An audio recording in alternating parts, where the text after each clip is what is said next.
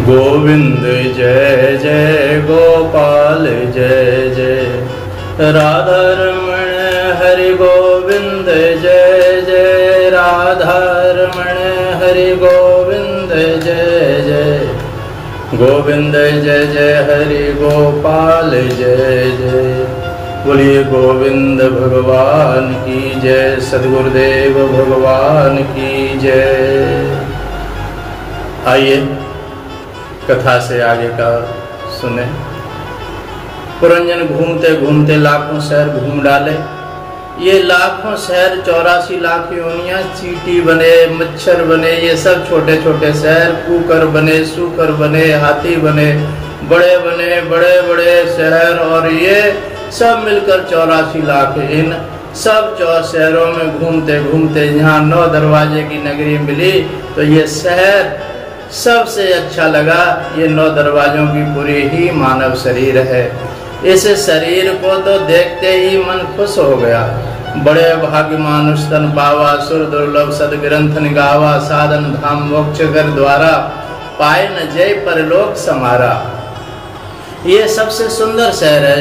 ज्यों ही नगर में प्रवेश किया, सबसे पहले सुंदरी परिचय हुआ एक सुंदरी से। ये सुंदरी है बुद्धि देवी। इस पूरे शहर में इसी देवी का शासन चलता है। 5 ज्ञानेंद्रियां, 5 कर्मेंद्रियां। ये नगर की नगरी के सैनिक हैं। ये 10 इंद्रियां रूपी सैनिक, पर सैनिक मन जो सेनापति है। कान आपके कथा सुन रहे हैं, और मन मंडी में चला गया, बाजार में चला गया, तो शहर की सैर करते रहोगे, गहने कपड़े खरीदते रहोगे, पूजा पाठ भजन कोई फल नहीं, पल्ले कुछ नहीं पड़ेगा। सत्संग में क्या कहा महाराज जी ने, पूरा सत्संग हो गया पर पल्ले तो कुछ पड़ा ही नहीं। सेनापति के बिना सैनिक काम नहीं करते। सेनापति की उपस्थिति बहुत ही आवश्यक है, तब सैनिक व्यवस्थित कार्य करते हैं।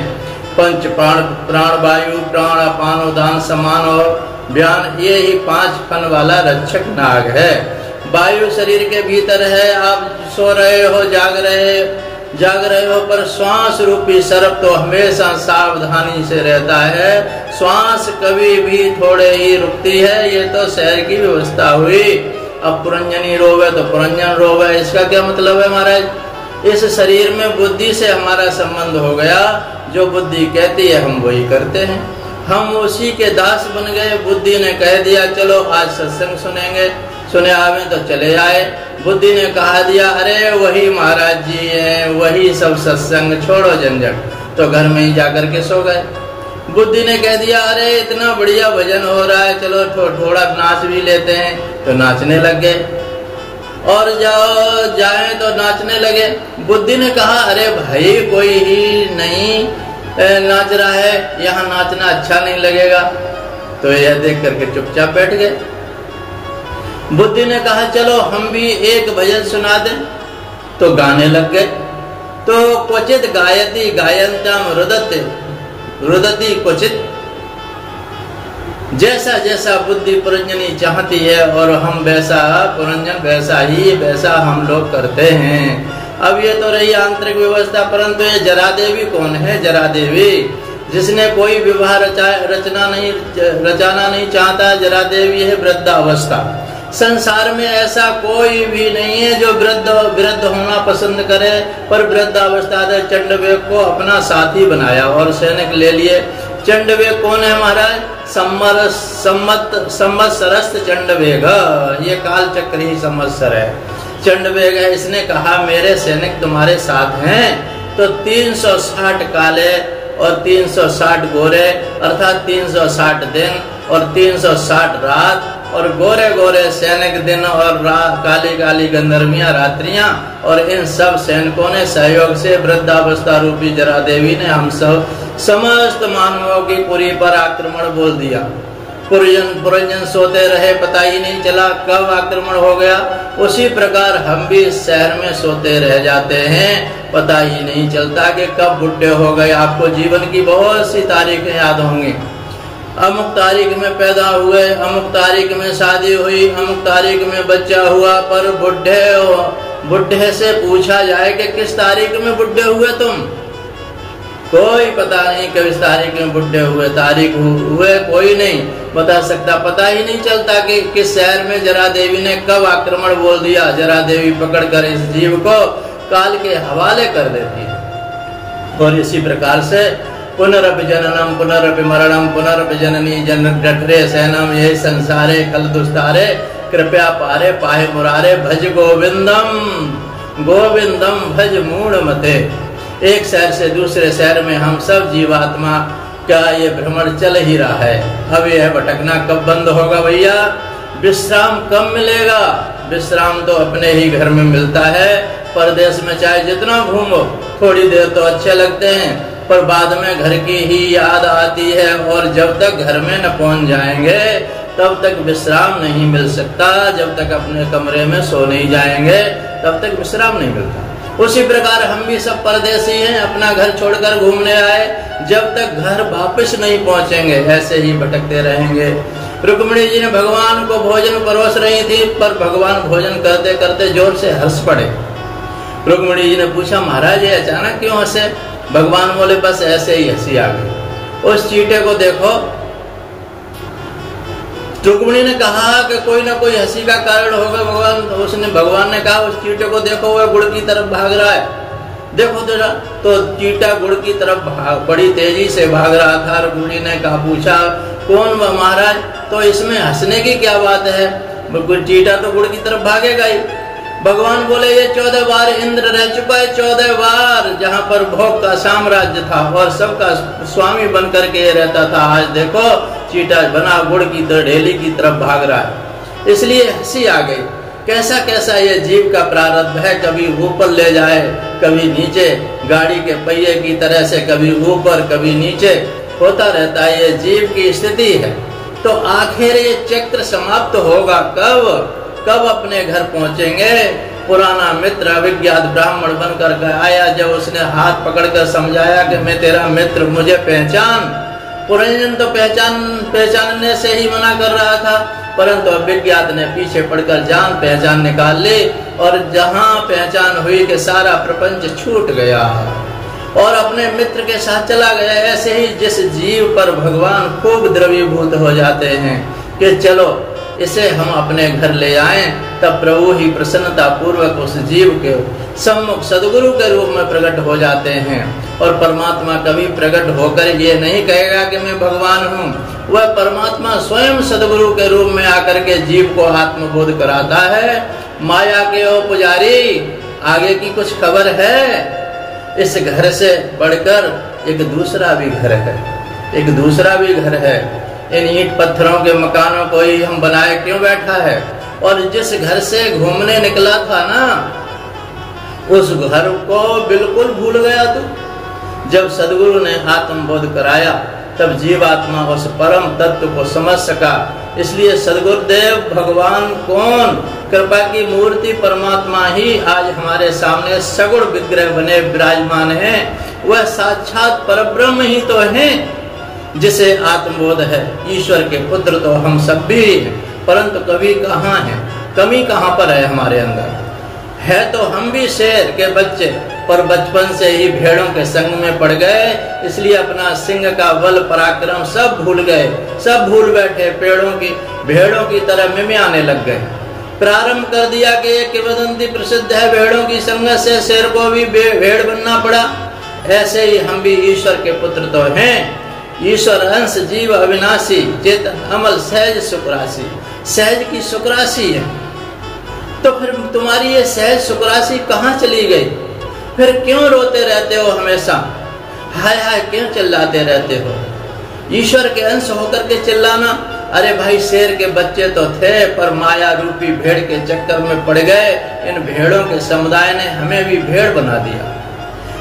बकरी जैसे मैं करती रहती है, भेड़ भी करती है, ऐसे ही हम लोग भी मैं ये मैं वो करने लगे। मैंने ये किया, मैंने वह किया, मेरे ये लोग हैं, मैं मेरे मैं करते सारी जिंदगी असस जगत में फंस गए, पूरे भेड़ बन गए।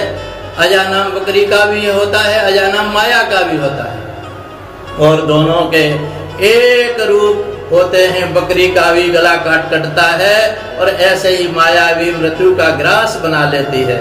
सजातीय सिंह वन का राजा, जिसे बल पराक्रम और भली भ्रांति बोध है, भली भांति बोध है, जिसको भली भांति से बोध है, जब वह बकरी वाले सिंह को पकड़ लेता है और अपने साथ रखकर कहता है, देख मेरे साथ रह, तू मेरा बच्चा है और तू इस प्रकार बकरियों में घूम रहा है। अब इस सजातीय सिंह के बल पराक्रम को देख, तब उसने बल का बोध हुआ, तब उसमें सिंहत्व जागृत हुआ।